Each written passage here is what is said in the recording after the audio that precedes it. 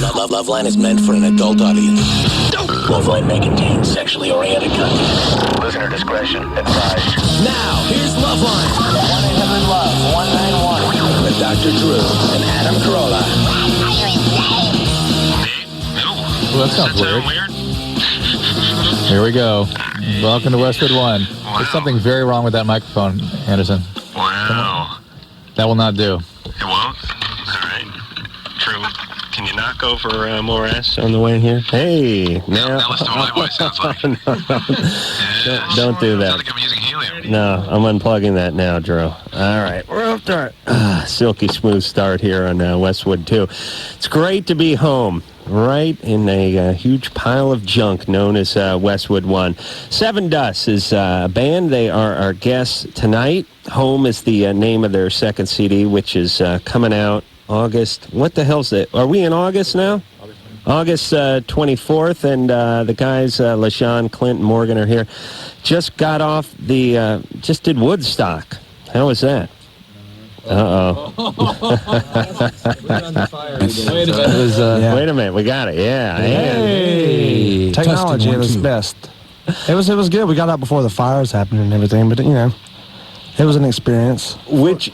How many days? I wasn't, I was out of town, and I didn't really follow the whole Woodstock scene. Did it take place over a few days like it did back then? Yeah, it was a 3-day deal. And when did things start getting a little rowdy over there as far as looting and fires and whatnot? When your boy Wes from Limp Bizkit, when they got up there, that's what they say, you know. But there was no fires or anything going on until after the Chili Peppers, the last day. Ironically enough, Red Hot Chili Peppers, it kind of happened right after they played. And actually during their set, I was watching them and I saw a fire. I'm like, wow, that's a cool effect. You know, I didn't know exactly what was going on, but it got pretty brutal. They burned some trucks down, some 18-wheelers, and it was brutal. Did anybody get killed? One guy died from a heart attack, but he had an operation like 3 days before Woodstock. So he's like a 45-year-old guy that had an operation. He still went, and I guess he died. Which is, you're laughing. I'm like, what are you talking about? I mean, I feel bad for the guy, and I feel bad for his family. But to me, I don't know, maybe it's just my way of dealing with it, but it's easier when people do stupid stuff to kill themselves to deal with it than it is than random acts of violence or something like that. Yeah, just had open heart surgery. Let's go out to a 3-day festival and stand out in 102 degree heat. The burritos cost $10 and the water was $5. Right. Oh yeah. Yeah, it's not what it originally started out to be. But let's move on here. So you're playing the Palace tomorrow night, which is have you ever played the Palace out here, by the way? Oh, yeah. With Limp Bizkit, actually. Beautiful sort of Art Deco place. This mic is still driving me insane, by the way. What is it? Something's wrong with the line. Oh, something's wrong with the line? Something's wrong with your finger, too. There's a massive, huge thing right there bothering me real bad. Shark bit me.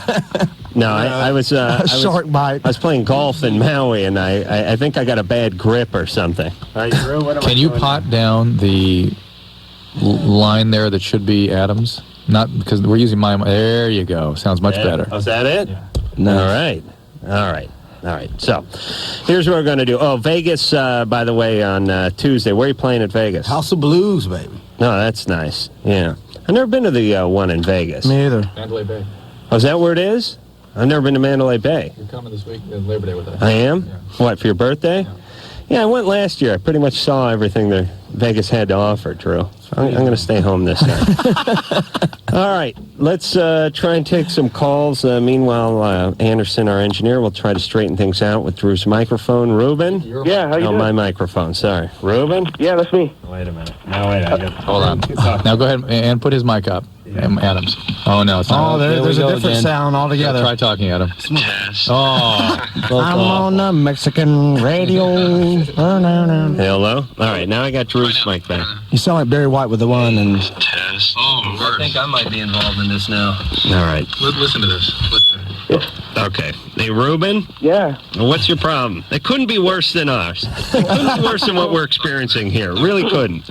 First of all, I'd like to say, Adam, what's up? Nice to have you back, dude. Test. Yeah. Thank you. Can never replace you. Thank you. No matter what. Okay, great. All that trash. And Dr. Drew, hello. Sevendust, what's up? What's going on? Hey, brother. Anyways, my problem is that whenever me and my girlfriend have sex, she says that I'm always hurting her. And we change our position, and she still says that I'm too big. Test. Wow. Look at that. Yeah. That's not a problem, bro. Too wide or too long, or what are you? Both. Too wide and too long? Too wide and too long. Yeah. What a problem to have, pal. Yeah, what a curse. Is she, now wait, let me ask, though. Is it your penis, or is she 11, or is she a dwarf, or? No, she's 21. We're both 21. Uh-huh. And do you think it has to do with her anatomy or your anatomy? I don't know. I mean, we'll start off like oral sex, you know, right. And then sex comes along, so like, and then we're doing it, she'll like tell me to stop. Because I'm like hurting her. Right. So we'll stop. But is she a petite girl, or is... She's fairly good-sized girl. Wait a minute, Ruben. Just because she's having pain when you're having sex, please don't jump to the conclusion that has anything to do with your size. Well, it could. It could. I'm touching, because I can feel it touching something. Yeah, that's normal. That's normal. That's not, bottom. again, that's not anything to do with your size. If she has pain... The box spring. When the cervix is touched, it's important that she see a doctor because that's a sign of infection in the uterus or in the fallopian tubes. Well, she has like an annual pap smear. All right, well, it's time to go now. How, well, not tonight? Yeah. Hey, do they don't have any, like, vagina vans or anything they could drive by the house and give a quick pap smear? Write that down, Drew. Another one of your great ideas. Another one of my great ideas. Gyno on wheels. How long has this been happening? Sometimes it happens. Like, not all the time. It doesn't happen like every night. No, I mean, but when did it start? Probably like after her menstrual cycle. Which is, again, a time at which infection gets up into the tubes and in the uterus. It's extremely important that she gets seen by a doctor, okay? But are you big anyway, Ruben? What are you packing? She's probably about 9.5 inch. Oh, please. Really? Do you know how big 9 or 9.5 inches is? Yeah, what I am. All right, that's big. All right, have you measured? No, but she's told me. Like, No, please. when she's like, Listen, hold on. By the way, never ask a woman to estimate anything that has to do with a number. I swear to God, they don't know anything. I asked my girlfriend when we were in Maui, how much do you think your car weighs? Because I just asked her because they were talking about great white sharks and how great. Why did I got to run Shark Week when I go to Maui? By the way, my vacation was ruined. Discovery was running Shark Week, but I said, like, how much does your car weigh? She's like, I don't know, 30,000 pounds. I'm like. A train weighs 30,000 pounds. I don't know, 10 pounds? No. 150 pounds? No. Women can't guess lengths, size, or weight. So God made it that way. Yeah, that's good. That's fine. But if they say your penis is 9.5 inches, they don't know what they're talking about. Unless you're talking about my penis. Tim? Yeah. You're 21. Hey, how's it going, guys? Good. Hey. First, Sevendust. Saw you guys in concert in Sacramento at the Real Rock Jamboree last year. Oh, yes. That was a good show. Incredible. Sorry about yesterday, man. We had to cancel. I heard about that. Someone had a baby? That's me, LaJean. I had a beautiful little girl, man. Congratulations. Thank you very much. And Dr. Drew, I got one question for you. My wife takes birth control, and sometimes, like 1 month, she won't have a period, and then like the month later, it'll come a week early, and then the week that she takes her sugar pills, she's not bleeding. It's just normal. Which pill is she on? Hold on, let me ask her. Wait, there's something right here. Welcome back, I don't know which one it's called. Hold on. I'm going on another vacation Haven't you about missed this? 11 o'clock. Hey, babe. What's that? Hey, listen, Drew, hold on. All right. Let me ask you something. Do you have to take the sugar pill, or couldn't you just throw it out? I mean, so you know. Yes. You know what I mean? If you could be relied upon to just count the days as opposed to see pills go by. Well, not even count them. Just pull the thing out, but throw instead it of putting it in your mouth, drop it in the toilet. Sure. Do people do that? Yeah, a lot of people don't know which of the sugars and which are not, and they forget, and they throw the wrong ones away. See?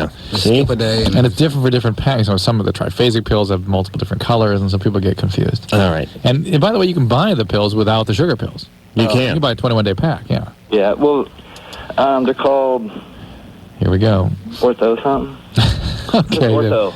All right. I'm sorry. There's about 12 different ortho products. I'm just wondering, because... Listen, it's okay. She should talk to her doctor about it, but it's not anything necessarily wrong with that, okay? Yeah. All right. Thank you. Okay. That's it? All right. Bye. Hey, Drew. Yeah. Is my mic still sound weird? Because it sounds a little weird to me. A tiny bit. You know, it sounds like, when we travel together and we're flying, and I'm drunk, and the plane's starting to descend. Yes. And I start getting in one of these gripping conversations with you while you're trying to take some sort of Scantron test. Those aren't conversations. All right, where you nod your head and I yell at you about why first class should be better. Yes. And where are the warm nuts.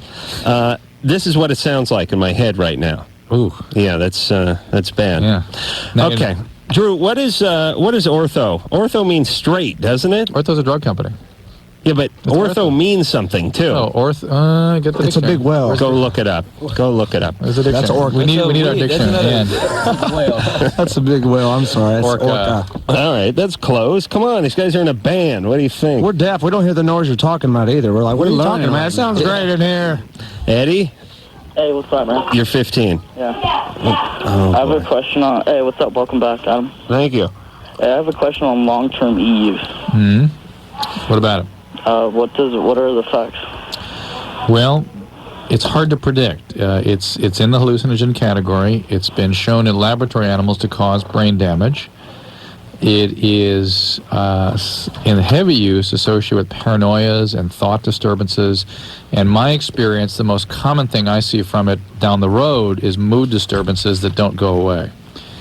So it's a very dangerous drug, and I don't understand why there's debate about it. I've also seen some awful reactions to it just here and there, where people get kind of locked in, where they can't move a muscle, they can't move their eyes. Yeah. And there's all sorts of weird reactions and weird psychotic episodes. And, I mean, it is a extremely dangerous drug that we're just learning about. All right, but hold on, What is this Drew. called again? X. Ecstasy. Oh. It's not extremely dangerous, though, because millions of people do it every weekend and nothing happens. Well, that's why it's happening, right? That's obviously why people do it, because they don't see. It's also why, though, it goes down in popularity, because people start to see enough S happens to their peers that they don't want to touch it anymore. They've been through 3 cycles in the last 10 years. I mean, is it one of those things you have to wait for the long-term effect to come around? Some of it's that, and some of it you have to see, enough has to be used to see the weird stuff happen in your peers before you realize that there's a perceived harm there. But wait a minute, Drew. Don't you think there's just a natural cycle with any drug or any band or any fashion item that it has a sort of zenith and then it peters out and then it maybe comes back? Yes, I mean, but what I keep as I see, talking to people about X, the reason they choose not to use it is they saw something bad happen to their peers. Other drugs sort of come and go in popularity, just sort of as a natural ebb and flow. E is one where people go, oh no, I saw this and that happen, and that's it. I stopped. Yeah. You don't see that with the other drugs so much. You know anything that's funny about ebb and flow that I never really thought of? Both names of characters on sitcoms. Ebb was in Green Acres, remember? Yeah. And Flo was one of the waitresses in Alice. Yeah. Well, like Alice, we can relate to that. You never think about ebb and flow as being actual characters on a sitcom, right, Drew? That's pretty wild that you put that together like Yeah, that. I just did it, just now. Ninja. All right, here's an ortho. Ready for ortho? Ortho. Straight, upright, vertical, correct. All right. See, I said straight. I knew it. Hydroxylated. Mike. Oh, yeah. Mike. Hello? Caller who goes by the name of Mike. Mikey. Mike, you're 18? Hello? Uh-oh. Hola? Do you have a question for the band? Can you hear me? Hello? Uh-oh. Mike? Hello? Okay. Oh, Mike is... Nice talking to you, man. Listen. Well, put him on hold. No, wait, no. Now, let me give you a little info on Dave, because you weren't here last week. Dave called in about 5 days ago. This is a guy, basically, he is a sex addict who works as a counselor at Planned Parenthood and was hooking up with these young females that he was counseling about birth control and whatnot. Wow. That's good. Dave? Yeah. Yeah. Wow. How you guys doing? How many patients did you hook up with? About 6. Well, not only it was 3 patients and some friends of theirs, like different friends, but different patients. All right, but these were young girls who came in seeking some advice or some counseling or something? So, well, when they go in, they're pretty much seeking birth control or method of birth control. Right. Or HIV tests or whatever it may be. Right. So I obviously was a little disturbed by this. And Dave, though, was disturbed too, and appropriately so, and wanted to do something about it. Yeah. So stop. Which I have. Good. What'd you do? Well, I put my 2 weeks in. Good. But now another problem came about. He got a new job at Arby's, and he's humping the roast beef.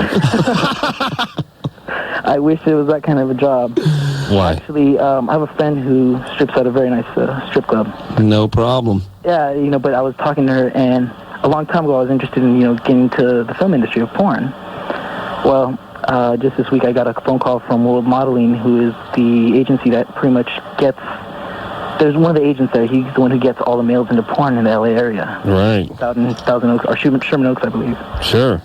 And I have an appointment with this guy tomorrow. Great. But this is a scary situation right here. Yeah, but he's talking about gay porn. No, am I? Well, yes, he is. I don't know what he's talking about. Dave, listen to Adam. He's been there. Yeah. That's what I thought, too. And I didn't know for the first 4 years I was in it. I was so hopped up on coke and the glamorous lifestyle. I had no idea. No idea. It's like my friend, I know she's all into drugs and stuff, and I don't want to... I've already been there with... Well, you're on your way back. You're well on your way back into drugs. And that's what I don't want to... Yeah, you're just on this slippery slope, Dave, and you've been doing... This is from one mess to the next. Hold on. Slippery Slope would be a good name for a porn movie if you think about it.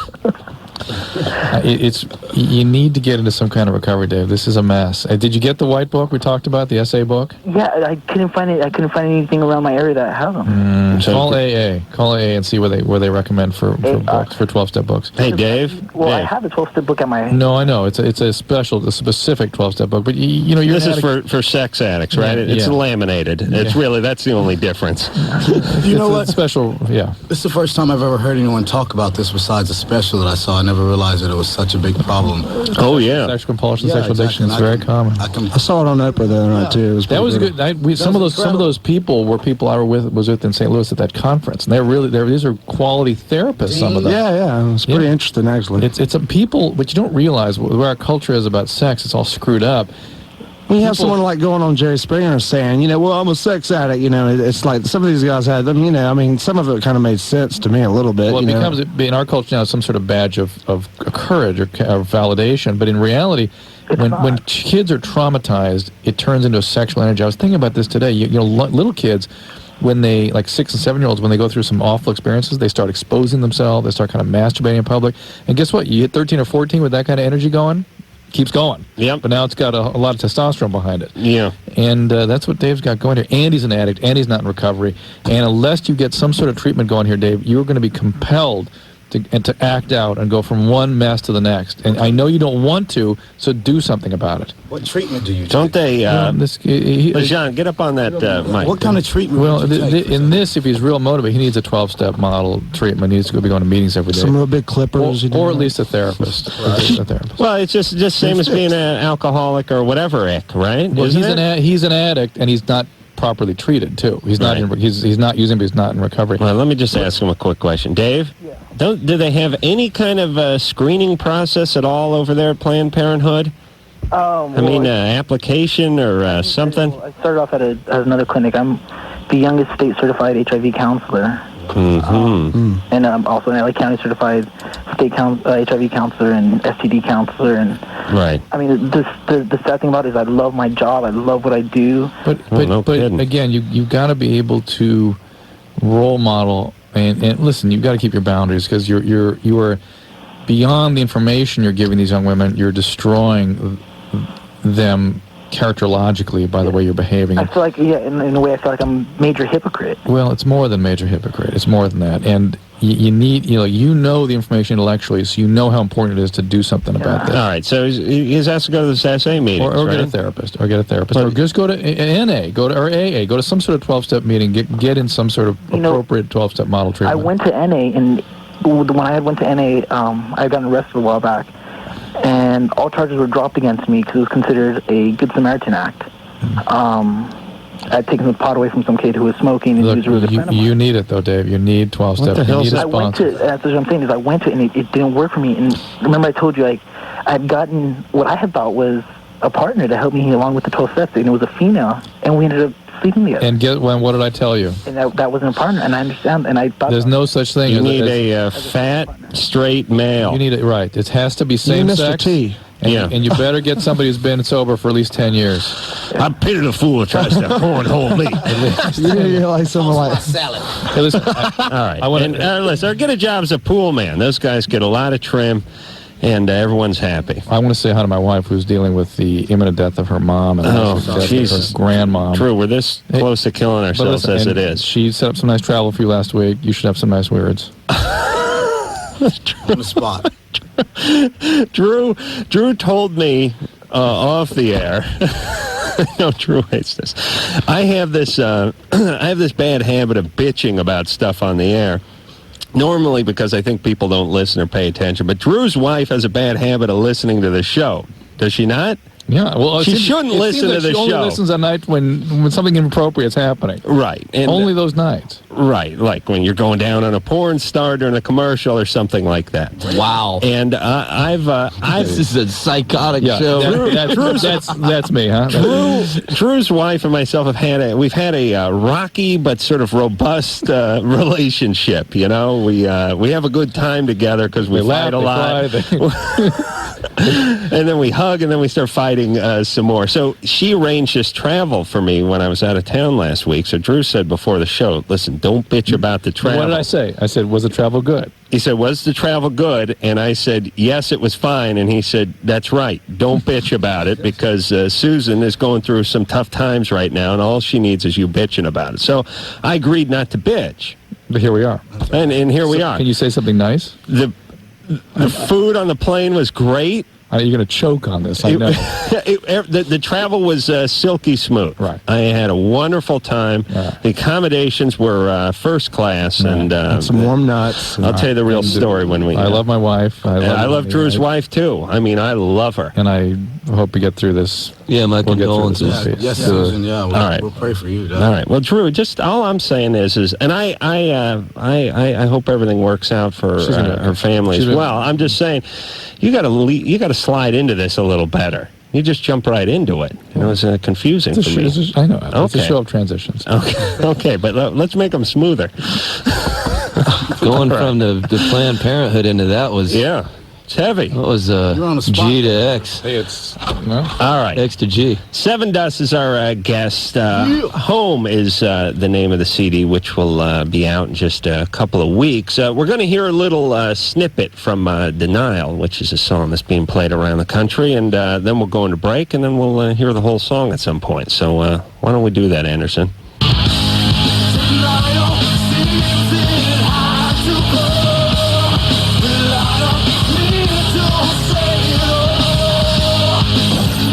Loveline's phone number is 1-800-LOVE-191.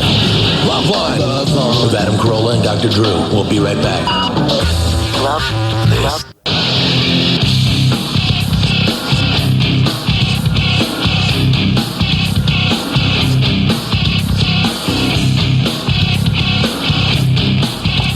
It is Loveline. Phone number 1-800-LOVE-191. Fax number 310-854-4455. I'm Adam Carolla. That is Dr. Drew. Sevendust is our guest tonight. Home is the name of their new CD. It'll be out in a few weeks.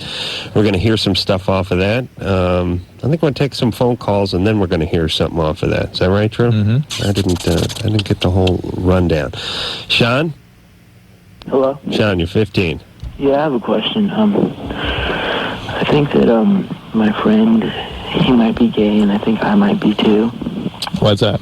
Well, whenever I used to hang out with him, like we would sleep in the same bed, not like for sex or anything, but because he has a small room and he has like a king size bed, and it's like on one side and the other, and we play like the scratching game and scratch each other on itches and stuff, and touching and all that. And how old were you when that happened? About 15, same age I am right now. Mm-hmm. It was a few months back, though. Mm-hmm. And he's 16, and we met like in 5th grade, but we weren't friends till like 7th, when we both got expelled. For scratching someone? No, kinda, I guess. What'd you get expelled for? Just for different crap, like acting up in school. Like what? I made terrorist threats. No. That'll get you expelled. You need to prioritize your problems here. That's definitely the first issue. What were your terrorist threats? I sent a letter to a girl over email. Told her I was going to kill her. Mm-hmm. Perfectly normal, perfectly healthy, right, Drew? That's not terrorist. That's threat to harm, right? Mm. Yeah. Why'd you do that? It's a prank. As a prank? Did you know the girl? Not really. Oh, really? How'd they bust you? They traced it back, and there was only 3 people in, and because those other 2 were my friends, I just told them I did it because I didn't want them to get in trouble. And because you did it? Yeah. Yeah. Okay. Yeah. That's pretty Well, scary. no, they were going to bust all 3 of us. Right. Yeah. I mean, listen, I understand what it's like to be young and kind of stupid and do things that you don't fully realize, when you're that age. But threatening to kill somebody is kind of crossing the line. So you got expelled, and then what? Well, I'm unpopular and I'm fat and I got no friends. I don't know if you understand what it's like, but... Well, that's true. Yeah, it's hard in school, but, especially when it's like a white neighborhood. And, what are you? Well, I'm half Asian, half white. Yeah. All the kids are kind of, rude. They're rude because you're half Asian and half white? Well, no, also... And because you call them and give them terrorist Because you threaten to kill them. What's going on? Were your parents real rigid with you? Real demanding? No. Were they physical? My mom. How come? She left when I was 2. And how's your dad been? He's good. He owns a local franchise. You have a stepmom? Yeah. How's she? She's very nice. Uh-huh. Okay, so you're kind of awkward and you're acting out a little bit. Yeah. Where'd all this aggression come from? I was raised by the television. Oh, BS. Well, where'd it come from? Honestly, I lived with my grandparents, and because my dad is an alcoholic. Okay. And I lived with them, and I was sat in front of a TV all the time. No, forget TV. Sean, This isn't about the cable guy. In this situation, this TV may have saved you from something a lot worse. What? I lived in Oakland, and What was it your dad did to you when he was drinking? Nothing. I never saw him. So you were taken away from your parents. Yeah. Listen, I was raised by the TV too, and that's back before anyone had cable. So just think what kind of torture that was. And now I just know the words to Love Boat. No, and Adam is a That's much more as bad as it gets. typical product of television. Doesn't want to do anything. Doesn't read. I don't like to read. Yeah, you want to stay on the couch and continue your viewing. Thank you. Can I say something? Yeah. Jim? What's your name again? Sean. Sean, how old are you? I'm 15. I'll tell you what, you're very young and you have a lot of things going on for you right now. I've already been to juvie. Don't want to go back. Well, check this out. You have the chance to talk to these people right here that can give you great advice. Brother, I think it's a level that everyone goes through. There's a certain point that you have. That's why people are in prison, and that's why we're not in prison. There's a point that you know. You're 15 years old. You're young. When I was in high school, I felt like I was, what do you call it, an outcast maybe? But I tell you what, people can't hold you back if you have a dream. And the more that you do, and you do it for yourself, bro, and don't let anyone hold you back. If someone doesn't think you're cool, guess what? As long as you know who you are, and if you have a goal, you go for it, man. And don't go back to the same things you were doing before. Well, all right. Hey, Sean? Get back to my original question. Well, yeah. Yeah, I don't know. My friend is... And I don't know about me either. All right, listen. Hey, Sean, you're confused. You're very confused. You're young, and that's fine. Just don't experiment. That's going to make you more confused. You know what it is, Adam? No. Listen, you're raised by the TV. Your dad's an alcoholic. I know. Everything's horrible. Just listen. Just chill out, would you? Don't do anything. Recognize that this is all... If you're gay, that's fine. Just give it a couple of years. This is probably all coming from that intense pain of abandonment. Your mother you never knew, yet you really did and were attached to her till you're 2 years old. At a critical time in your life, she left. Dad was emotionally available and drinking and then physically abandoned you. Grandparents, who knows what kind of availability they had. You need that attachment. You need that human attachment. You have to find that, because without that, you're not going to be able to acknowledge other people's feelings or empathize in any way with other people, and you will tend to be very aggressive and potentially violent. And let me just elaborate on what Lejean said. I had a dream when I was in high school as well that people made fun of me. There's a lot of naysayers, a lot of folks that said I couldn't do it. I was picked on. But now look at me. I'm masturbating and I'm napping all day. And talking about it. And talking about it on the radio. You were in Shark Week in Maui. You done a lot of good things. Getting paid handsomely for talking about masturbating and napping. And those people that talked about you are doing the same thing they were doing before. That was my dream. Speaking of which, your teen choice comments about masturbation, put them on TV. Oh, good. How about that? I didn't see that. Drew and Lisa I saw it. did the Teen Choice Awards a couple weeks ago. Wait, LaShawn has a question. Go ahead. I have a question about masturbating, too. Yeah. Oh, yeah, I want to get in on this thing here, for sure. He says he doesn't masturbate, and it's a bold-faced lie. Who doesn't? LaJean doesn't. Then he has lots of wet dreams. Yeah. Oh, my God, he's calling it. That's good. I told you. Well, I just needed an explanation from maybe someone knowledgeable about it, because it's been bothering me for 5 years. I promise I told you that. Adam can bring him over to the other side. Please help him out here. To me, it's nothing that compares. The hand? Yeah, nothing. He just likes the penetration. And he says he doesn't have a vivid enough imagination. You need a better Rolodex. You need a VCR.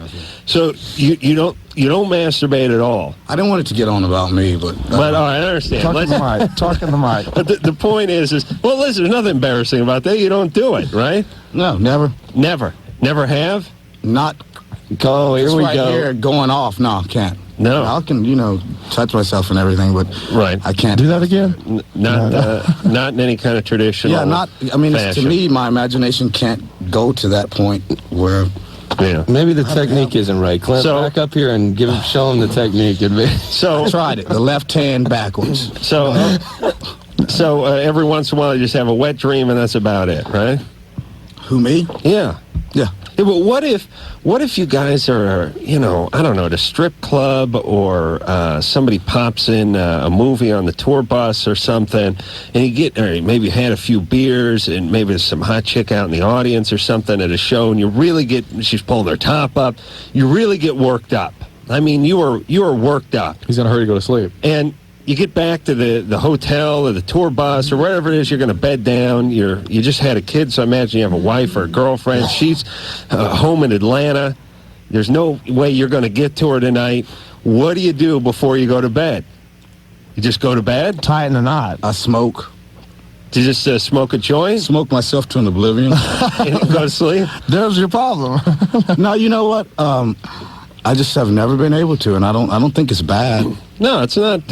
It's not bad. I'd kill myself personally, but it's not a bad. I just wanted to know. Yeah. I mean, is it the dreams that I told you. I've been telling you guys that for years. Yeah. I never even believed. It's the real thing. When I heard the wet dream thing, I thought that meant you wake up, there's a little clear.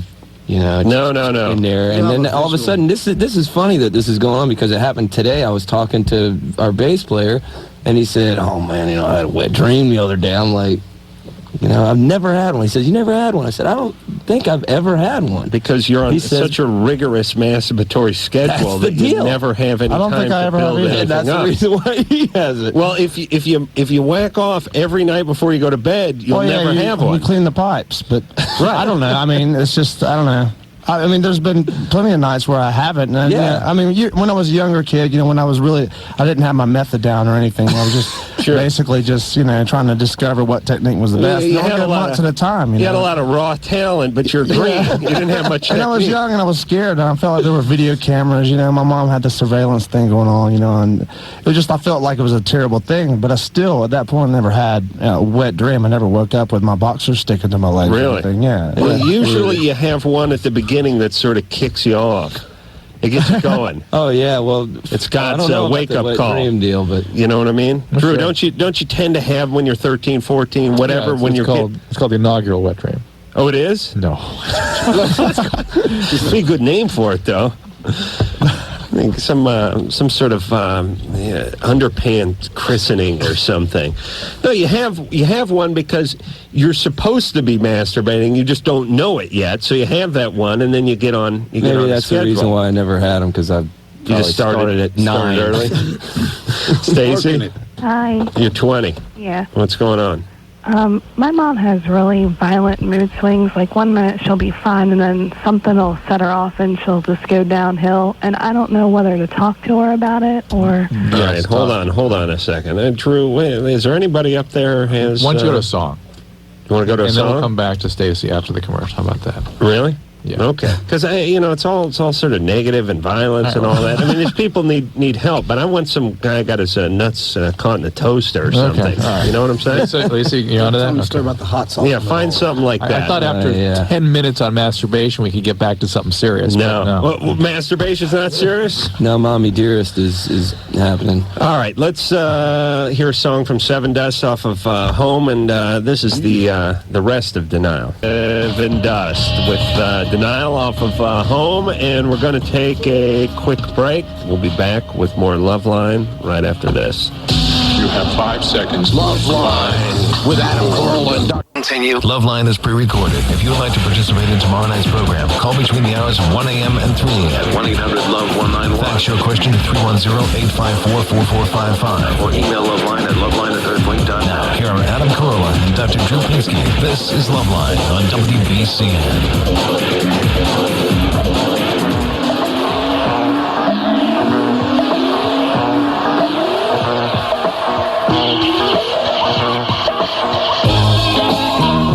Here. Hey, it's Loveline. Sevendust is our guest tonight. Dr. Drew's over there. I'm over here. And I'll tell you what we'll do. We'll get to the phones, 1-800-LOVE-191, and we'll see if we can get through some of these calls because they've been arduous. Stacy? Yeah. Okay, so your mom is really violent. Yeah. And do you live at home? Yeah. Violent mood swings. Does she actually get violent? Well, yes. She has on occasion. Gotten violent. Yeah. Yes, you should talk to her about it. Yes, she needs treatment. And yes, if she's not willing to do something about this, you should stay away from her until she is. What could be wrong with her? Like what? Stacy, you're asking me a very She drank? It's like saying, that could be substance use. Is she using drugs, alcohol? No, she doesn't. But it's like saying somebody has a fever. What's wrong? Well, a lot of things could be wrong. There's she's violent, at noon, sober? Yeah. Really? Yeah, what sets her off? Just like today it was who ate all the cheese. Well, I could really say I'd be big? pissed too if I come home with a hankering Is she for a fat cheese. lady? Is she hungry? Maybe she really likes food. Ate all the cheese. Well, who did eat all the cheese? Because I'd like to get to the bottom Yeah, of I'd like to see who's eating the goddamn cheese around that house. I mean, is she physically violent? Not so much like when we were little. When me and my brother were little, it was more so. But Oh, boy. now she's kind of How old is your brother now? 18, Oh, boy. He's going to kill somebody. How old are you? 20. Right. Is your brother doing okay, or is he beating up people? No, he doesn't beat up people. He doesn't. Most people are scared of him. Too busy eating other people's cheese, right? You got a bunch of piercings and tattoos and stuff? Hey, watch it over there. Hey, come on. No, really. The band here. He's got one tattoo, but no piercing. Why are people scared of him? It's it's the Kraft insignia. He's 6'4" and 240 pounds. Great. Like a bully, or is he like what's his deal? Why is he so mad? Is he like this? We grew up in this house. His mother beat the crap out of him when he was a kid. Yeah. Well, it's just hard to believe a woman could beat up a giant like that. Well, not anymore. Not when he was 4. Yeah, was that's all what right. counts. Hey, Stacy. Yeah. You're 20. Get out of the house. Yeah, get out. That's exactly what I was thinking. Listen, I tell it, 3/4 of our listeners, I know it just sounds easy, but it's like, they got a mom who's drunk, they got a stepdad who's, coming into the room at night, they got this, they got that. It's like, how old are you? 42. Yeah. They're still living at home. All right. Yeah, Take care of the parents. Go ahead and get out of the house. Just get out of the house. They'll respect you more as an adult once you leave and show them that you can do it on You your can own. have your own cheese and everything. It'll be Yeah. all good. What happened to the old days of being 18 years old and dying to get out? In the road. Yeah, just get out of the house. You're better off on your own, and, even if they don't respect you, who cares? They're not there to beat on you. All right. Mike. Yeah, hello? You're 18. Yeah, I got a question for Sevendust. What's up, Mike? Yeah, you guys are like one of my favorite bands, man. Thank you. Thanks, brother. Love the dynamic sound you have. Like, you go from a melodic song, then you come with a hardcore song. I love that. Actually, later on, I met you, like, at one of the shows at the 930 Club. I took a picture with you, Washington. Yeah. He signed my boy's Wu-Tang shirt. I don't really know if you remember that, but that was a great time for me. Thank you. That's a great area for us, man. It's a pleasure to talk to you. The first one is it's just banging. I love all of the songs on that. I don't have to skip any of the tracks. So my question was on the first CD, you guys trying to get your name out.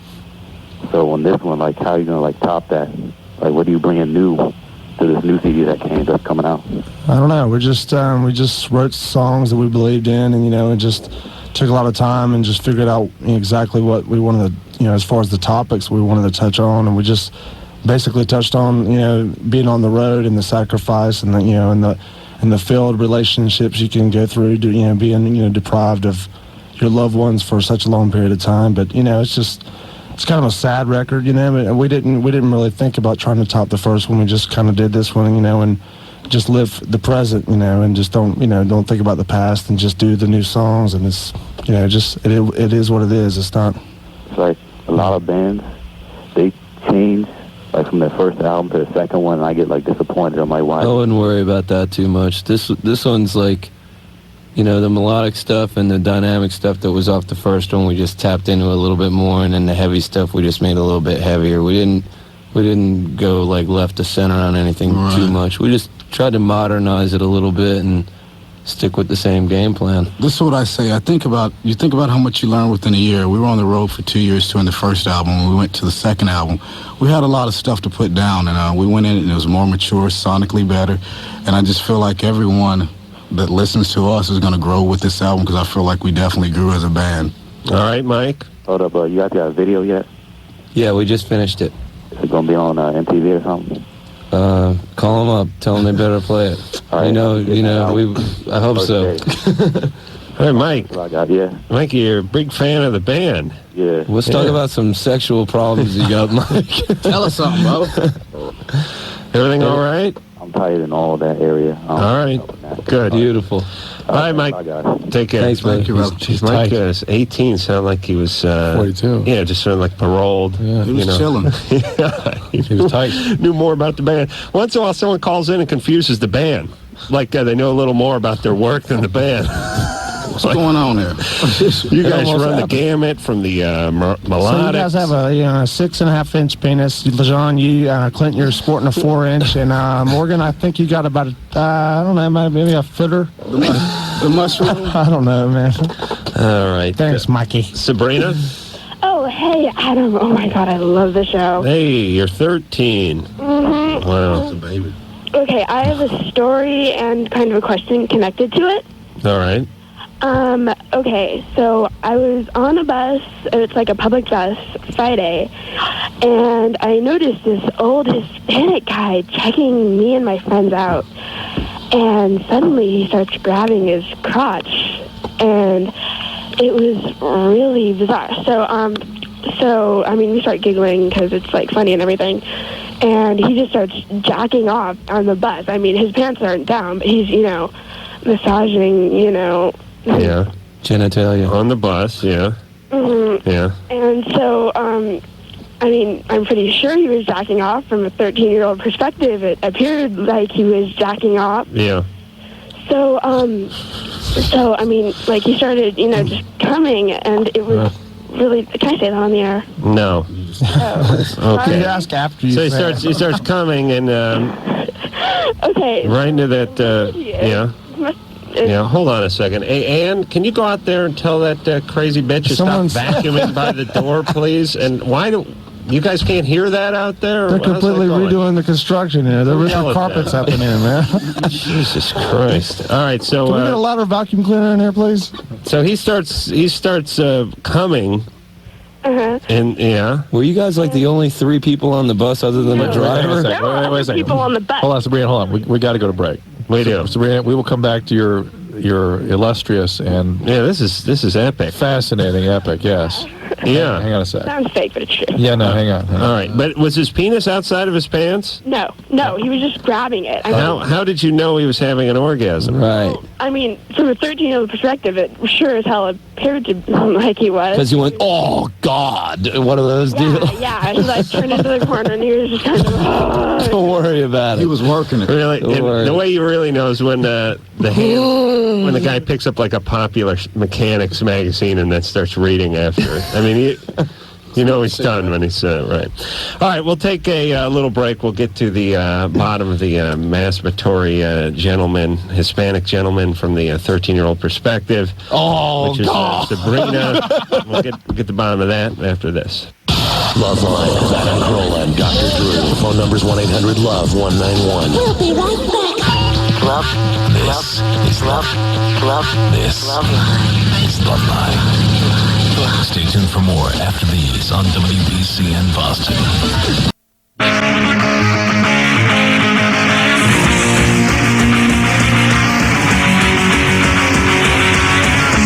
It is Loveline. We're going to take a quick top of the hour, 10-second timeout, and we'll be back with more of the show in just 10 seconds. Loveline. This is Hello, Loveline. This is Loveline. Hello, Loveline. This is Loveline on WBCN Boston.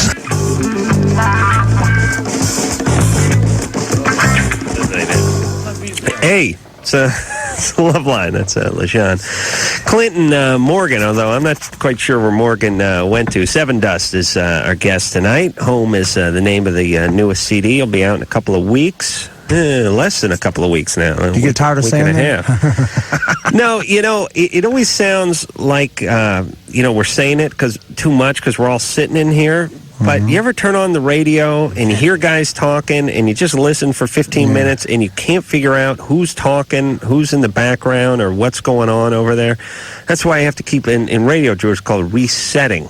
I understand. I think you have to keep doing that. It's a little nauseating when you're in the studio for the entire 2 hours, but it's good when you're just driving home from work and you miss the beginning of the show. Actually, what Clay was talking about, he's really asking you. You're tired of saying it. Yeah, exactly what I'm you haven't saying. said it enough. Yeah, you've said it like 3 times. I'm just talking personally. Sevendust, everybody. I see. August 24th. 24th, that's right. Sabrina? Hey. All right, so you're 13, and a elderly Hispanic gentleman starts masturbating on the bus. Yep. Right, but who are you to judge his culture? You know what I mean? If that's what they do in Mexico, that's what they do. Okay, you have a point, but... What is your question? It's just kind of eerie. Okay, so my question is I just noticed that it's really weird because I seem to be completely desensitized to this type of stuff. Like, why? My friends are completely, like, cowered in a corner. They're like... How did you become desensitized? I have no idea. That's my thing. I mean, like, I haven't really had a big part of it in my life. Like, my uncle was a little bit screwy, but not really. What'd he do? Tickle in weird ways. Tickles? Big. What does that mean? Like, it was just a little bit more touchy-feely than you would have liked. Your uncle? Yeah, my uncle. And he did a little bit of stuff to my sister. Not a big deal. Sure. I mean, it was just like... Well, what'd he do to your sister?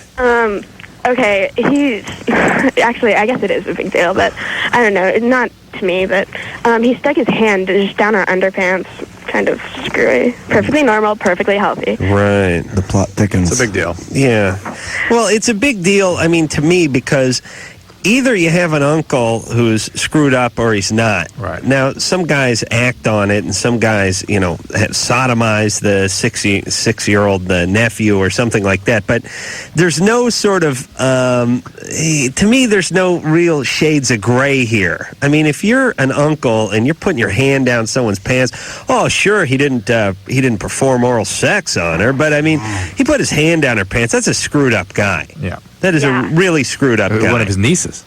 Not just anybody. Right. Well, actually, he's not my true uncle. He's my mom's adopted brother. Either way, there's numbers you can call when that kind of stuff happens. That's you know, right. I mean, there's no, you shouldn't tolerate any of that. Somebody should speak up. My mom knows. She the second she found out, she kicked him out of the house for good, and he didn't do anything to me. He was just a little bit screwy. But all right. So what is desensitized you? Any idea? Anything else? That's the only thing I can think of. All right. So it's just that it doesn't bother you. You're questioning whether or not there's something abnormal about that. Yeah, like little things like that, and like whenever we see like a really graphic movie, nothing clicks for me. I'll be sitting there cracking up, and my friends will be, oh my God, how can you laugh? That's so disgusting. Yeah.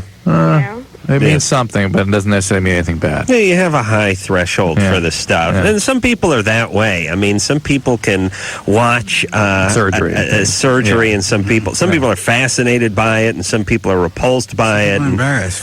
Right. And I don't know that necessarily means anything. And I don't know how people get that way. I don't know if that's something that's necessarily created by your environment or just your own sort of personal preference. I don't like that stuff. I don't like to watch and any kind of surgery or any of that. There's like 15 channels dedicated to just hernia surgeries. True. I don't know if you've seen the hernia channel. I think I have a hernia. Seriously, I didn't realize there were 15. Yeah, 14, 15. Yeah. I mean, do I have to check your hernia? Yeah, could you do that, please? No, seriously. I'm serious. Where do you got it? Because I got it too. You got the bulge down there. It's not really a bulge on there. I mean, I got a couple love handles going on, so I can't decipher through the fat.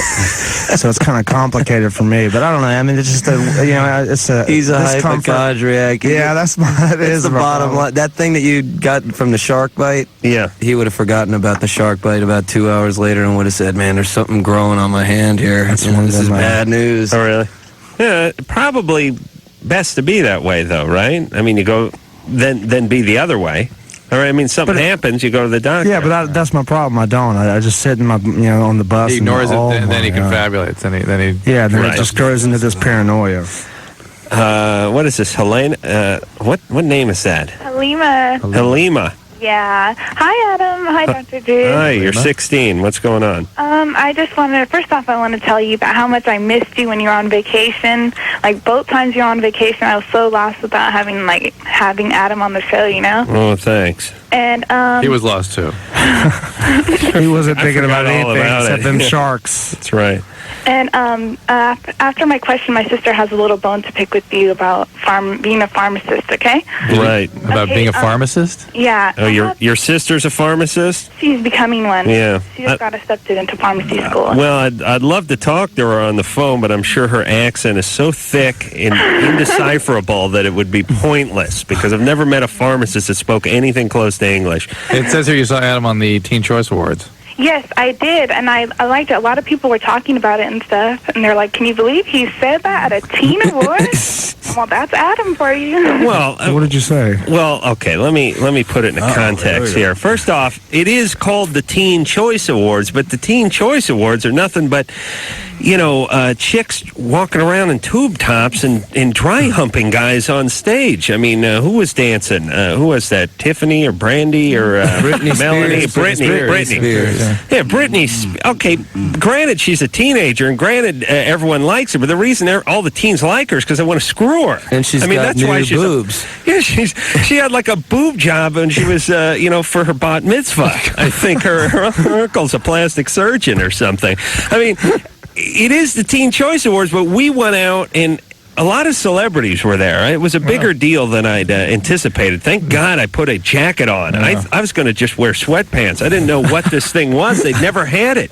They never had the Teen Choice Awards. It was the first time, like 3 weeks ago or 2 weeks ago when we did it. Well, I never heard of it either. And they said, hey, do you and Drew want to present something at the Teen Choice Awards? And I said, yeah, fine. But I didn't know it would be a big deal.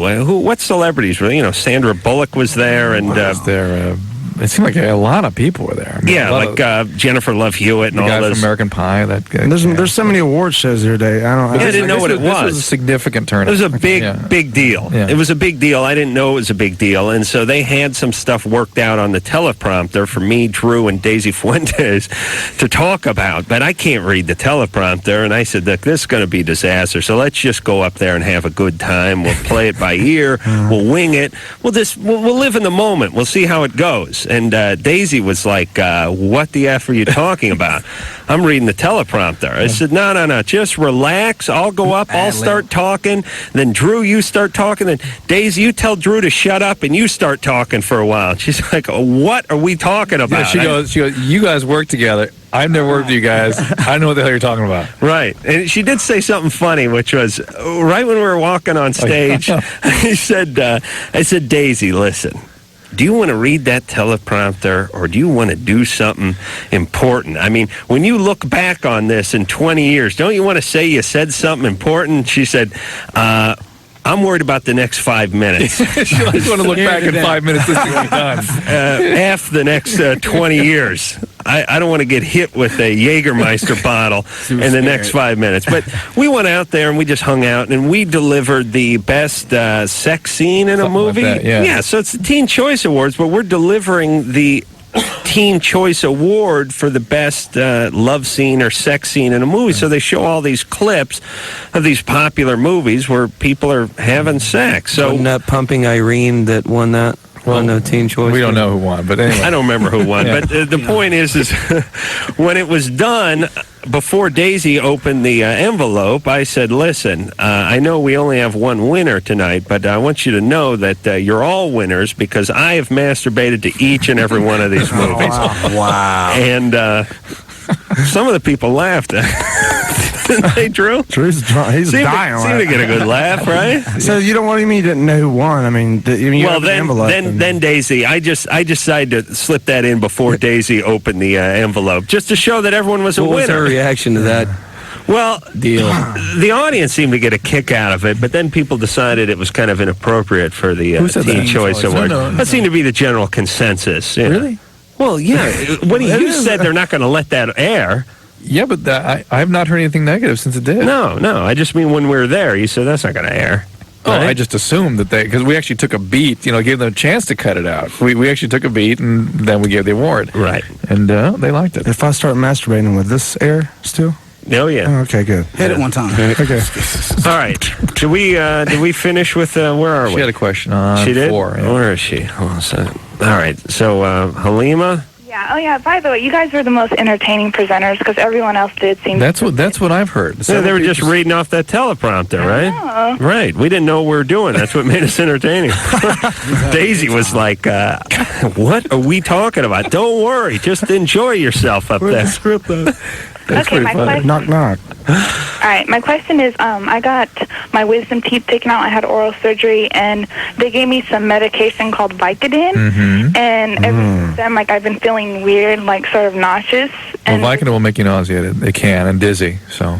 So that does have to do with the medication? Oh, absolutely. Okay, and now my sister wants to talk to you, okay? Your sister's going to be a pharmacist. She should have told you. What is her name? Her name's Tohida. Tohida, naturally. Let's see if we can understand. Can we get a translator? Oh, okay, hold on. Tohida. Your parents are inventive people. Hi, Adam. Tohida? I just want to say I do know English. All right. Seems You can't put all the pharmacists on a different planet like you said you're going to do. they are rude No, I'll be prima nice. donnas. There are horrible, horrible people as pharmacists. I've never had an even lukewarm experience with any of them. They are nice. I'm so happy I got accepted to a 5-year program, and I'm, like, excited. So undergraduate and graduate 5 years? Yeah, total. Let me ask you something, though, Tofuda. Tohida. Uh-huh.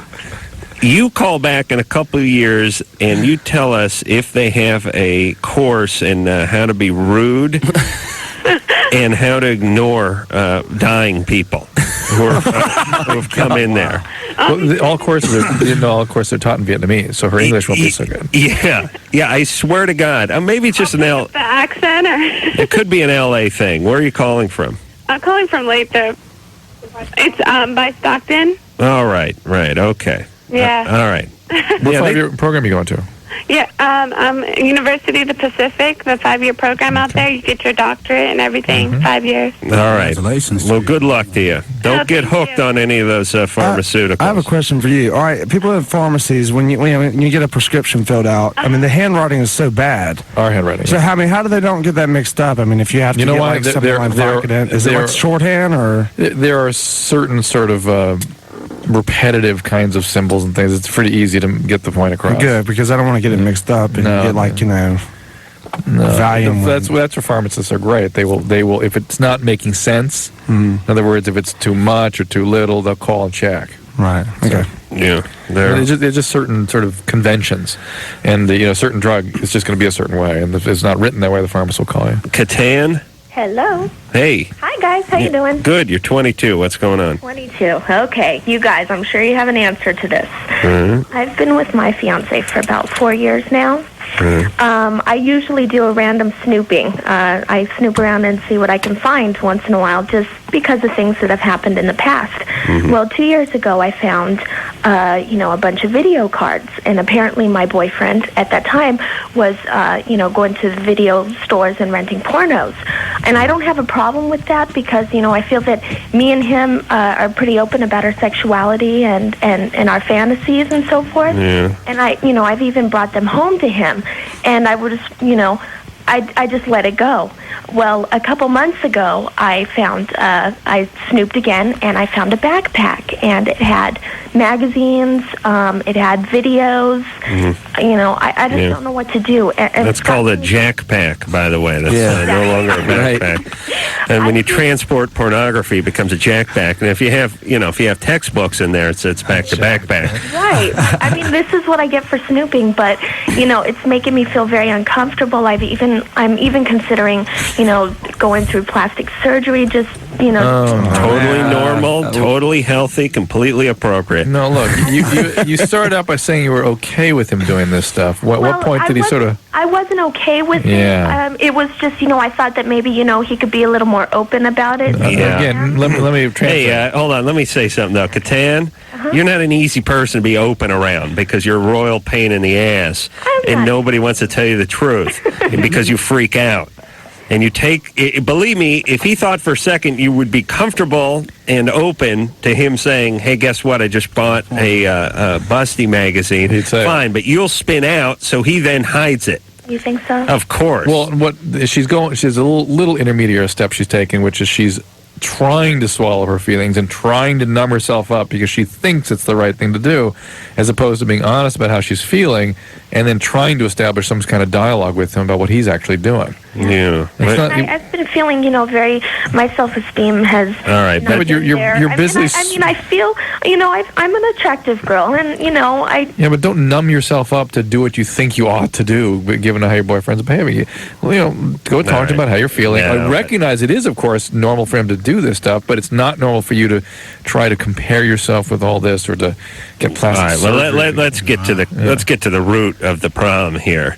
Where's your dad? My parents are up north. Yeah, and who made you feel, less than adequate?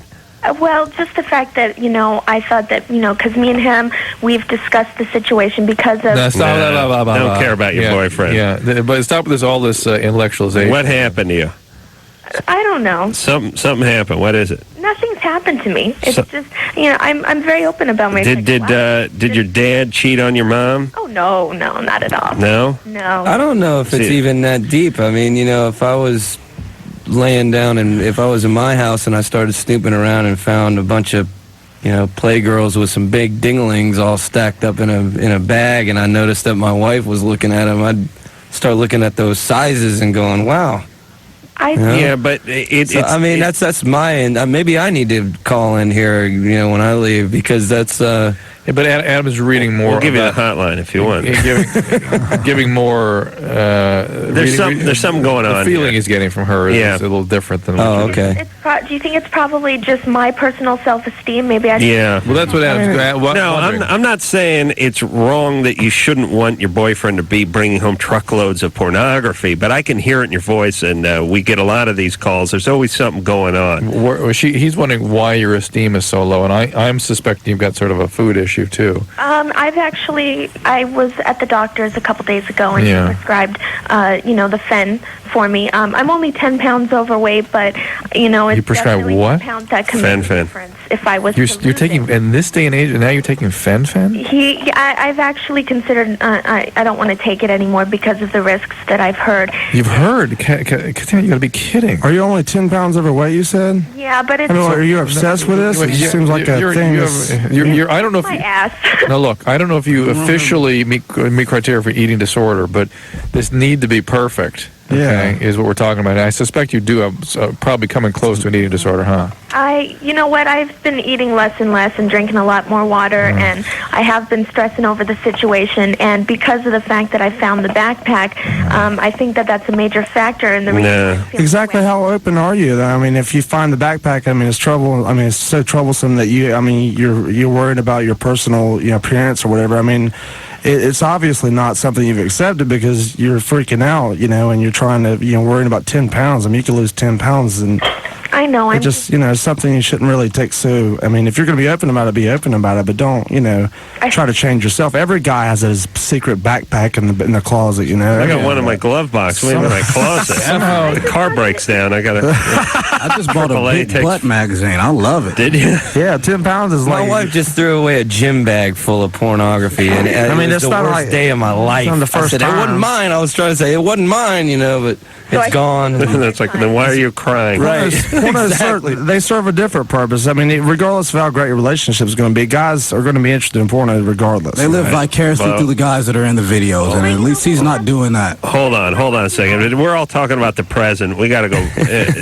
There's something in the past. Yeah. We don't have time, though. She's got the parents that are ice skating and piano and blah, blah, blah. Was that your parents? So you don't think I should worry? Did your parents take you to ballet class or violin lessons or anything like that? I am in the business. I've been acting and singing.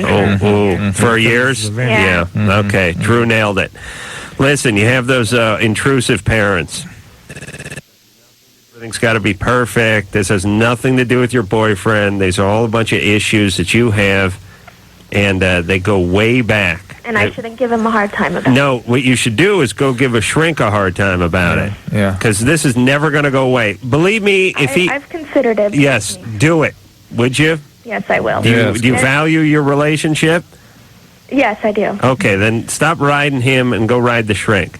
Thank you, guys. I'll call you back and I'll let you know how everything turns out. After 18 months of work, okay? Sounds good. All right. Twice a week. All right, I'm not going to be here, but go ahead. All right, 18 months. Wow. No, she had a ton of energy. I heard it the second she started talking about it, and then Drew got right onto the eating thing. She didn't even mention anything about the eating thing, but then you got right onto the parents, and as it turns out, her folks were probably dragging her to auditions when she was 3 years old.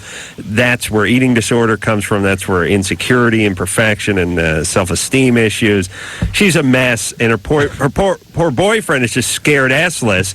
So he hides. He's probably 23 and likes to whack off as much as the next guy, except for not as much as little as LaShawn. Yeah, that's what LaShawn, wait a minute.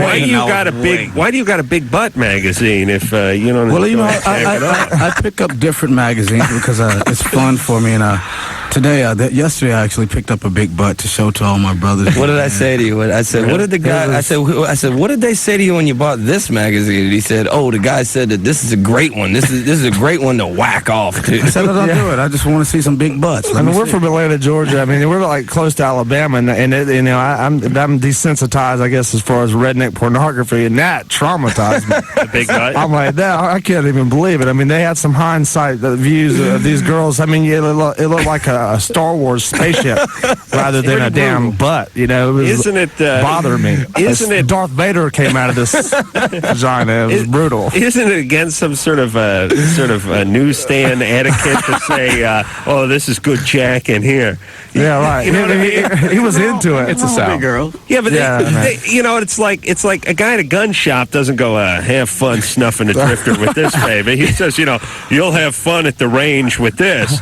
You know what I mean? Like, theoretically, you're buying it for a bachelor party or something. Not like, hey, happy jacking partner. I got a roll of paper towels in the back if you want to take those. It was like, I mean, the way LeJean described it, it was like it was in a corridor underneath all the other pornography magazines. It was like oh, you want some really good stuff? Let me show you. And he like dialed in this code and he opened it up and like, here, and then like steam came out. Yeah, dry ice came out. Here, like, check this out. Are you really perverted? Check this out. This is all big butts. Really good Jack. I mean, these girls look, I mean, they look like, I don't know. I mean, just, I know Mike Tyson's butt looks better. I would rather, make things happen with him than these girls. It was terrible. Big butt for I have to say, though, I did a quick scan through it, and I got to a story in there. I read half the story and got in the van to go and do something. I would rather have kidney failure than be with these girls, man. But the stories all sort of surround big asses, right? This one actually didn't talk about the asses. This one got into the... it was self-explanatory. I mean, it was right there. It was, the ass was... No, I'm talking about the story that I read that had a semi... You're reading it? Yeah, I just glanced through the reading end of it. The letters. And don't be offended. Yeah, I don't like the pictures. Well, I mean, it was. I put it this way: I was looking through it, and I had to find a page that didn't have one of those butts on it, and it ended up being one of the letters. All right, we'll hear the stories off the air. Okay, let us go to break, please. All right, when we come back, we'll speak to Will. Will is 22. After he performs oral sex on his girlfriend, he gets a sore. He wants to know why. We'll all take a guess as to what that sore may be after this. I feel so liquidy. Really? Why?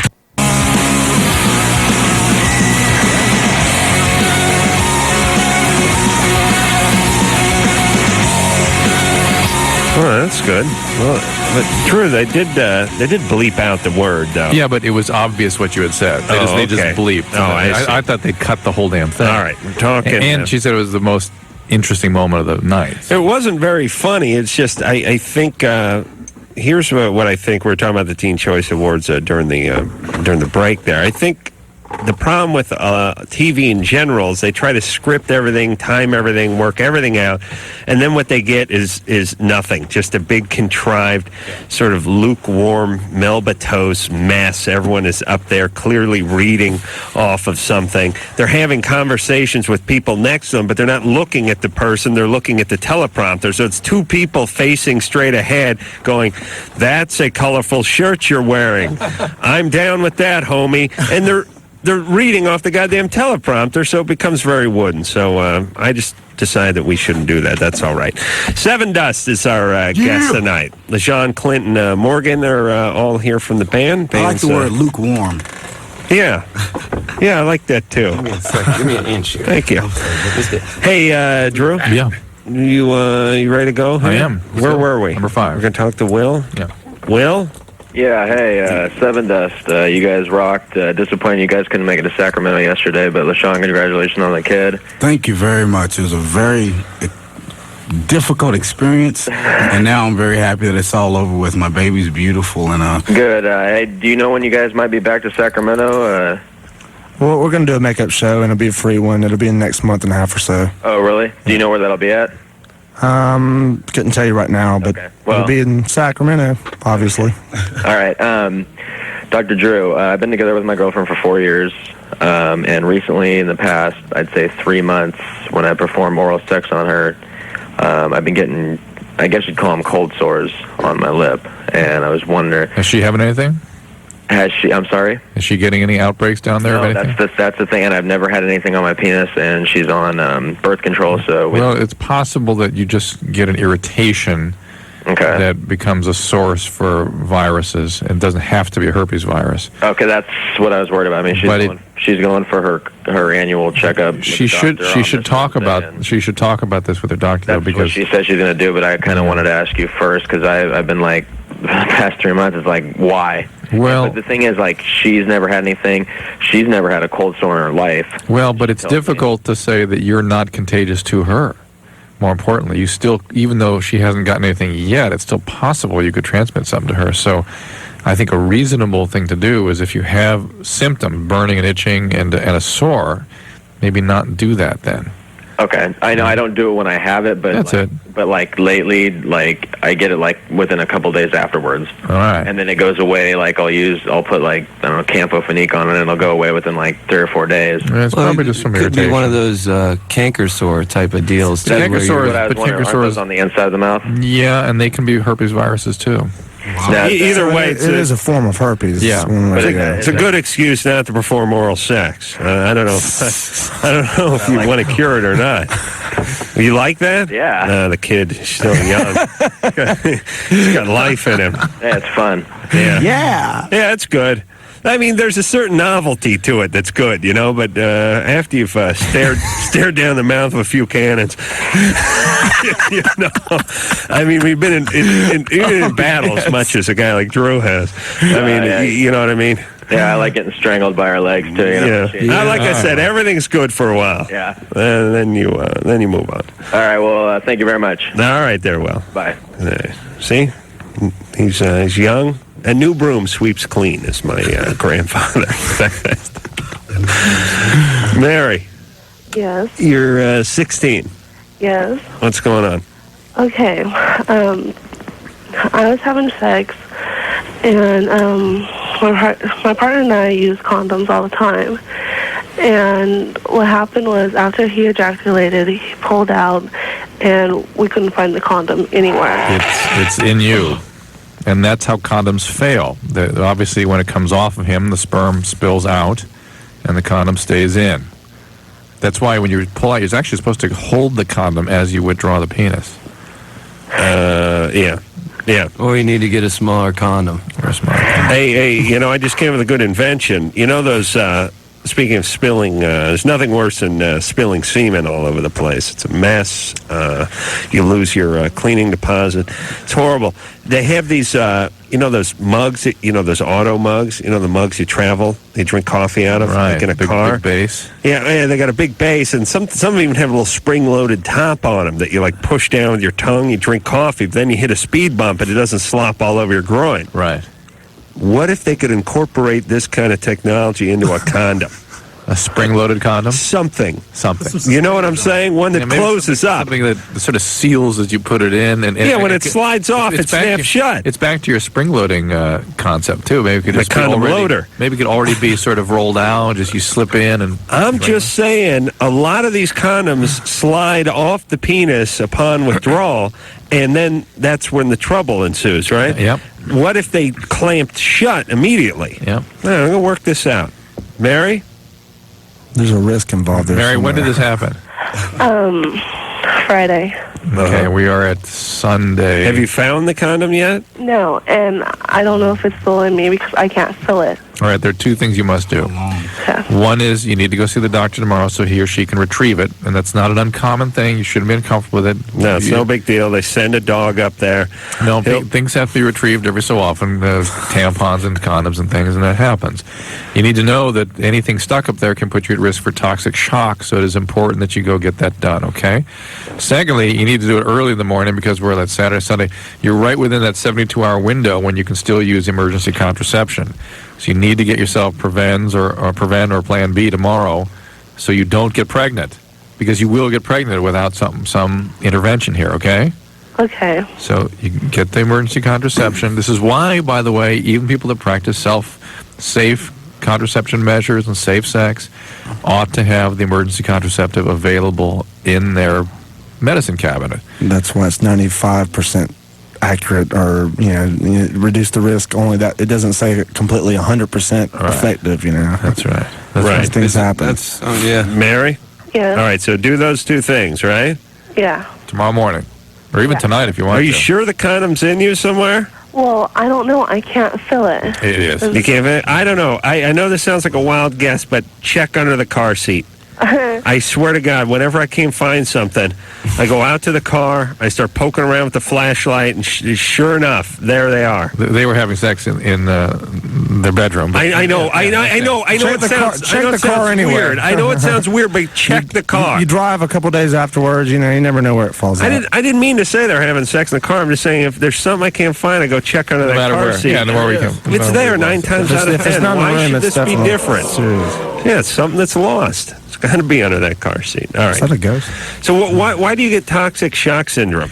Anytime you create any sort of occlusion in a body cavity, like your nose, your vagina, Adam, if you occlude that area, the bacteria have an opportunity to grow and elaborate these toxins that cause toxic shock. So you mean you cut it off? So it's like you create it's like when you take that piece of white bread when you're a kid and then you put that dish over the top of it and you let it sit for a while and then a bunch of bacteria starts growing underneath it. That's the deal. It's like you make a little greenhouse in your crotch. It's a greenhouse. Or in your nose. If other places you can do it too. He's saying someone's banging me in the nose? You still lose a condom in the nose. Maybe in this one, I don't know. I'm adding too many weenies around it. Lee? Yes. You're 25. I am indeed 25. What's going on? Well, here's the deal. I've been dating someone for about 5 months, and the other night we went to bed and woke up in the morning, and there was a really large, I would say, puddle/pool of some sort of liquid, and it was mostly around my girlfriend's pelvic area, whatever, genitals. Yeah. Okay. So I'm trying to figure out, A, what it is, and B, how I can get that. If it is what I think it is, I can get that sort of same reaction when we're having sex. You think she had an orgasm? I don't know if it was an orgasm, or do you have to have an orgasm, or is this some sort of weird nocturnal emission, or just like large amounts of fluids that gushed out? Because it wasn't urine. How do you know? Because she's on antidepressants, so she's got really dark, pungent urine. It wasn't that. It was interesting. You know a lot of details here. Yeah, he took a sheet sample, held it up next to the beaker of urine he keeps in the basement. and then had Johnny Cochran come in to check it out, or whatever. He had to go through all his old girlfriend samples before he got to this one. Did you check the swab? No. All right, so this wasn't urine, because that's interesting. So because of the medication she's on, it turns it that asparagus color. Yeah, right? Look, I've never actually checked her urine, but she's telling me that she has dark urine and it smells. And this was, if anything, it was kind of sweet smelling, because trust me, we were both down there sniffing it, trying to figure out what was going on. And I understand. I didn't quite hear the story. A nice Christmas card for you guys to send out this year, by the way. You two sniffing the puddle. Who knows what? All right, so he's saying that she must have had some sort of nocturnal emission. Right, which can happen. Well, she said that she's had that before, never during sex, but when she's been masturbating. Okay, so he wants to know how to give her one of those while she's awake. Well, she can do it masturbating, so she needs to help include you in that whole process. But I think the thing is that it's not like, oh, this time I'm going to go for the super explosive, wet orgasm. It's just kind of like it's by accident. Is there any way to control that, or is it just? Is that her? Uh-oh. Yeah, she's saying that she can't help it. Get her on the phone. Let's put her on the phone. Yeah. You want to put her on the phone? Yeah. All right. Okay. Emily, you're getting called into action here. It's Emily. Yeah. All right, here she goes. She wears a big boot. The heel's gone already. She's ready. Hold on, to let make me say this something happen. about chicks. You ever notice how loud chicks walk? You never notice until it's late and you're walking up some stairs and you're drunk and it's 2:30 in the morning and you're wearing a pair of sneakers and you're like a cat and they're wearing a pair of clogs. It's kaboom, kaboom, kaboom. You never really notice it unless it's quiet. But yeah, women are loud ass walkers. All right, who are we talking to? Lee, yeah. No, Emily now. Emily. Yeah, hi. Okay, so what do you think it was that came out? No. The question was, I just want to make sure. You know what? It's a mystery to me. But you've had these masturbating. Yeah, I have. And how? Very rarely. Very, very rarely. He wants to know how he can make you have one of these. Honestly, it's not in my control. I don't know how to make it happen. It just seems to happen randomly.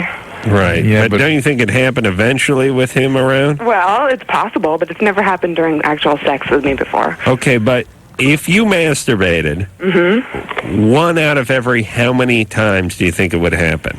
1 out of 50, maybe. 50? That's really? a large number.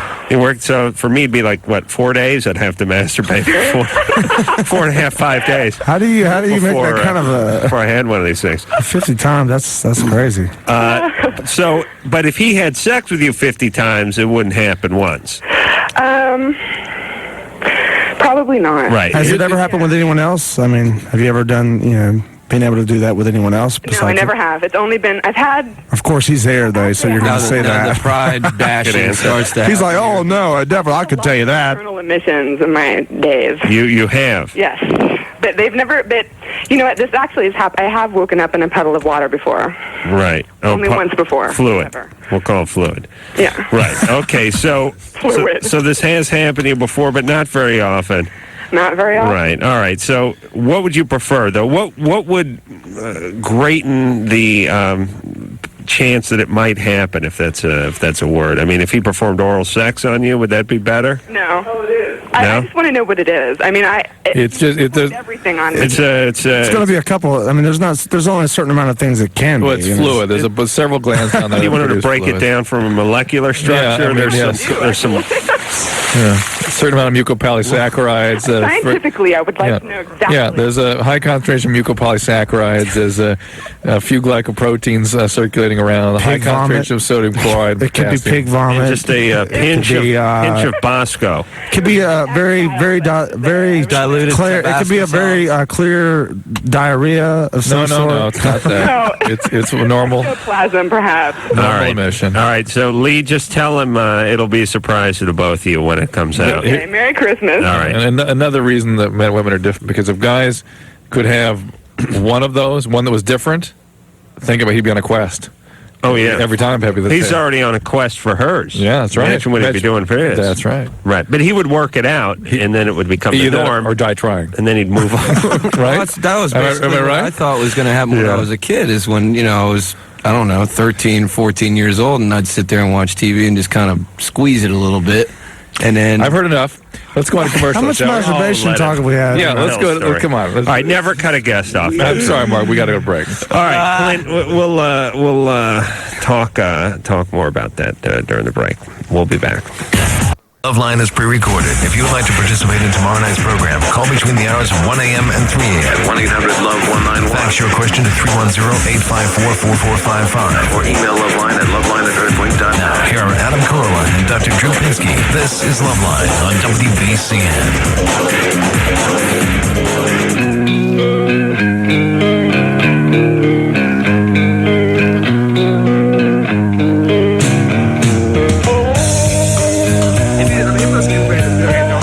I think he does it because he's nuts. All right, it is Loveline. Sevendust is the band that is in tonight. Home is the name of the CD, out the 24th of this month. Just 9 days, 8 days. What the hell's the date? 15th. Oh, that's good. It's good when you don't know what the date is. You've been in Hawaii. Means you've been in Hawaii. Russell. Hi, yeah. You're 15. Yeah, thanks. Adam, I'd just like to say you're the funniest man on the planet. Wow. And Drew, you're the smartest. And Sevendust, you're the greatest hardcore band out there today. Thank you very much. What's so funny about me? What's so damn funny about me? Do I amuse you? What's going on, Russell? Drew, you sing good I just wanted to say that I met Leishan out at the Warped Tour in D.C. Leishan? Yeah. Okay. I met you, and you signed my ticket and my shirt and all, and I met the rest of the band because I got to go backstage and you signed a picture for me and some stuff. A lot of activity out in D.C. for you guys. That's the second hall. Yeah, there's good people in D.C. Yeah, and the club. What club did you play at over there? The guy called in earlier. 9:30. 9:30. Yeah, the real old one. The Pink Pussycat. Yeah, I've been there. It's really. It's where. No, it's not a great the Pink part of Pussycat. town. You remember? Yeah. No, I was really drunk, but I did go there. I did. I don't know what. Ben Folds 5 was playing. Oh, they're great. Yeah, they are good. Yeah. That was years ago, but they're from my hometown, actually. Hey, Russell. Yeah. Anything else? I just want to know how the band how they harmonize their vocals and guitars so well. Well, I'll tell you. Britney Spears comes in and she tells us a couple things. She talks about breast implants. We get motivated, and then it goes from there. No, seriously, it's just Go ahead and tell him. I don't know. For a long time, and it's just a natural thing. I think when we get together as a band and write music, it's a natural harmony. If I sing something and Clint, he'll bring it to a harmony, or Morgan will bring it. It's just something that we do because I feel like we have a lot of singers in the band as far as, just what's going on with we got that boys to men thing going, bro. Hey, we like it. We like melody over the heavy, bro. And there we come. No, I'm sorry. I'm not going to get into that. All right, Russell? Yeah. All right, take care of yourself. Bro. Thank you. I like Def Jams. Sarah? Hi. You're 17. What's going on? The guy I'm dating recently told me that he was a manic depressive, and I didn't fully understand what that meant, and I don't know what to do about it. Is he on medication? I have no idea. Just make sure he's taking his medication if he's supposed to. Okay. Okay? Yeah. All right. Thanks. Bye. That's it? All right. I mean, what's she going to do? St. John's Wort. Yeah. No, not St. John's. I'm just checking. Yeah, what's the deal with St. John's Wort? Yeah, because our guitar player takes it. John, I know you're listening. He's the maddest person in the world still. Yeah, my deal is with those sorts of, and the SAME and the St. John's Worts, is they've not been studied properly. Why would you, and it's very difficult to control the dose, why would you want to take something that you don't know the potential side effects, and you're not getting quite therapeutic dosing, as opposed to taking something you really know what you're taking. It's a pretty bottle, though, for a potentially dangerous condition, depression, where you know what the risks are. It doesn't make sense to me. Yeah, but Drew, if you're buying the same manufacturer, St. John's Wort, constantly, and wouldn't you be able to sort of work out a dose? It's like in eye droppers and things. No, actually, it's a pill form. He's taking pills? Yeah, he's taking pills. Well, still, he might be getting close, but the point is, again, it's a dangerous condition, potentially life-threatening.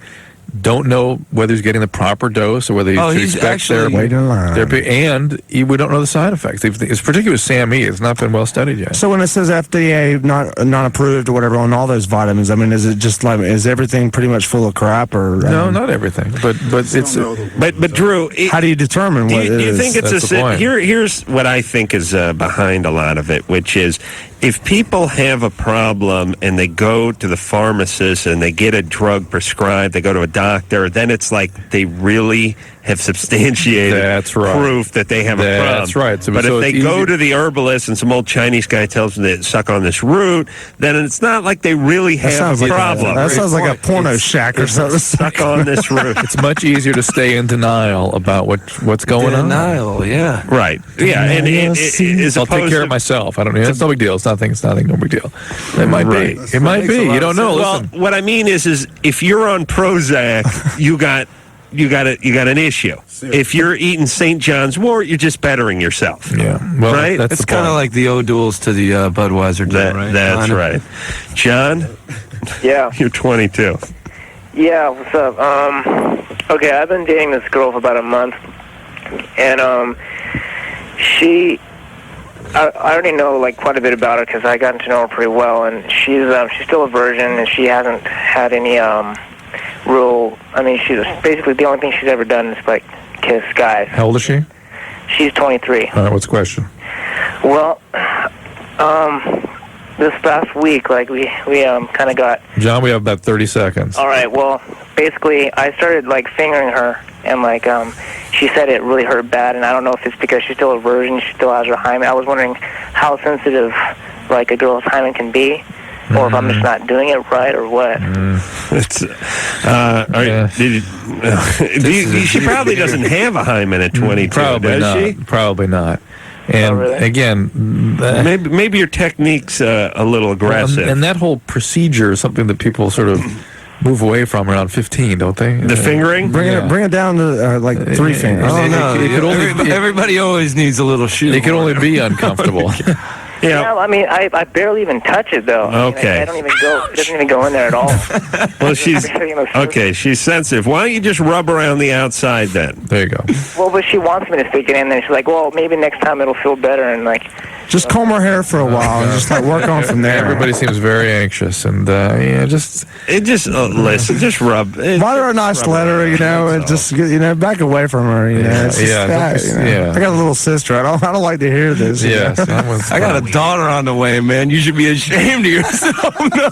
Kind of weird. Just take it as that's a gift. That you don't want to just she's a virgin and she's obviously holding it for a good reason if she's waited this long. So. No, but he just said that she wanted him to do it. Well, take that very seriously. That's not it's a very important thing. There you go. Right. Respect her. Joe? Yeah. All right, real quick. You're 22. You and your girlfriend don't have sex, but she's 3 weeks late. She's 3 weeks late, yeah. We fool around and stuff. And my main question was, how long does sperm stay alive airborne? Airborne? Yeah. Is it hovering over her head? It depends if the ceiling fan's on. Well, I can stretch another 10 to 15 seconds out of it if that thing's going. It creates a vortex, and then the white tornado starts, and airborne. You got to get out of that. What are you talking about?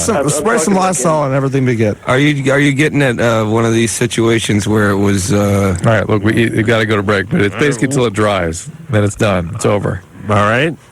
So as soon as if you're not having sex, don't try to speculate. She's not pregnant. All right. So you're saying you got to wait just about 15 minutes before you put the second coat on? That's right. Yeah, okay. We'll take a little break. Like a deck.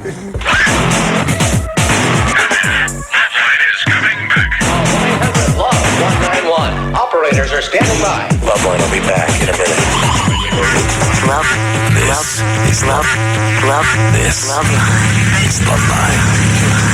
Stay tuned for more after these on WBCN Boston. To Drew Pinsky, this is Loveline on